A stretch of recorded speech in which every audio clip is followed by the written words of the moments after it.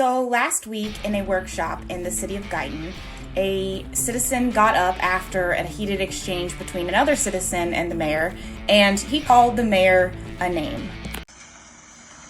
Hey, Mayor. First of all, will you turn it up? Batter up. Play ball! What you did to her was completely disrespectful. You're an arrogant little prick, alright? And you're out of here. Wait a minute, that's not... No, we're good.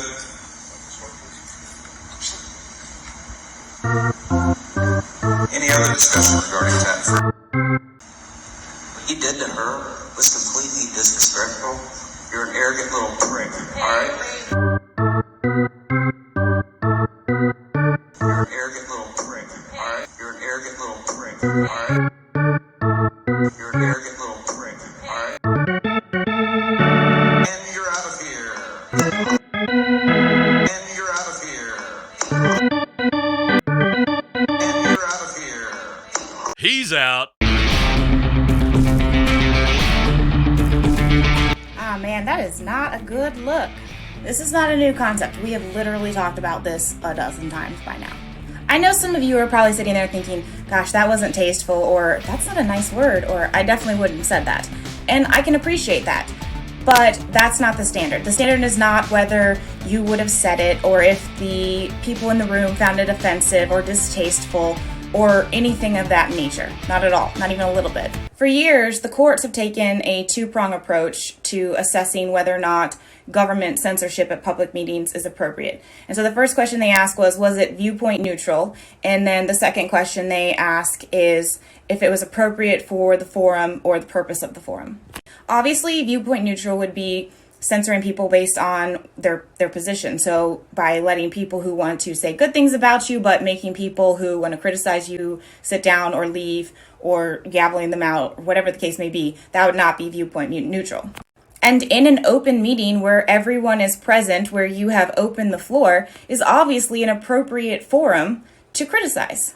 And this isn't just some broad interpretation of the First Amendment. The courts have been specific, and in recent years, they've even denied immunity to public officials who are being sued over this. They even backed a guy who wanted to wear a ninja mask to a meeting and was tossed out because they said that he has the right to declare and proclaim his dissatisfaction with government in the way he sees fit, and that it wasn't disruptive just to show up in a ninja mask. The courts have also said that prohibiting things like personally directed comments and abusive comments and antagonistic comments violate the First Amendment.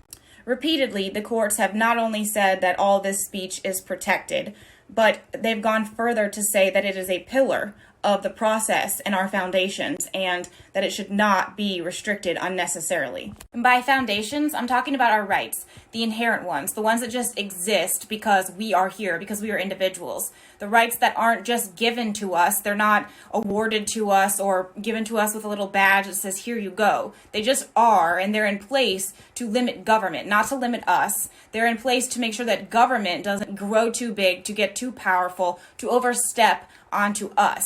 And so the fact that people in government, specifically in Guyton in this case, think that they can tell citizens what they can say, how they can say it, who can say it, or anything like that, it doesn't pass the smell test. Not now, not ever, not in Guyton, not anywhere. So obviously calling someone a prick does not meet the standards for censorship. Because it hurts your feelings, because you find it vexatious, because it's a thorn in your side, because it hurts your ego, because you just don't like the person who said it, none of those reasons are acceptable reasons to cut someone off, gavel them out, or tell them they've got to go. And as a side note, you would think by now that the mayor of Guyton would be used to the criticism, that his skin would be a little bit thicker. I mean, the community that elected him did make these signs after all. So to put it simply, the courts have ruled that it's an infringement if the government is deciding if it's okay, what is okay, and if who says it is okay. And simply because I love giving free advice to Russ Deen, the best way to not be called a prick, don't act like a prick.